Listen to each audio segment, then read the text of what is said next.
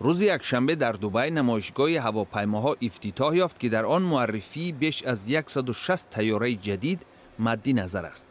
در عرفه گشایش نمایشگاه شرکت هوایی امریتس ایرلاینز امارات متحده عرب گفت تصمیم دارد 40 هواپیمای بوینگ 787 دریم لاینر را به مبلغ 15 میلیارد دلار خریداری نماید.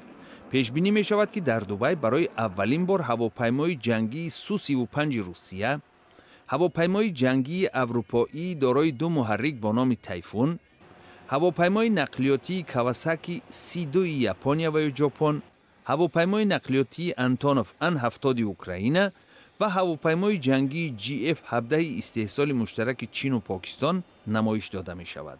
در میان هواپیماهای مسافربر شرکت هوایی امارات، صدمین هواپیمای ایرباس A380، ایرباس نو A350 و A319 و بوینگ های 787 دریم لاینر و بوینگ 777 جای داده شده است.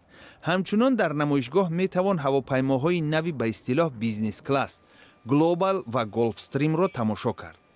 بر علاوه تماشا، خلبان‌های چین، روسیه و امارات متحده عرب پروازهای دسته‌جمعی با نمایش قدرت اکروباتی هواپیماهایشان را برنامه‌ریزی کردند. نمایشگاه هوایی دبی سر از سال 1986 یک دفعه در 2 سال برپا شده بزرگترین نمایشگاه هوایی خاورمیانه به شمار می رود. سال 2015 هم در این نمایشگاه بیش از 1100 هواپیما و چرخبال 60 کشور عالم نمایش داده شد که بزرگترین نمایشگاه در تاریخ به حساب می رود.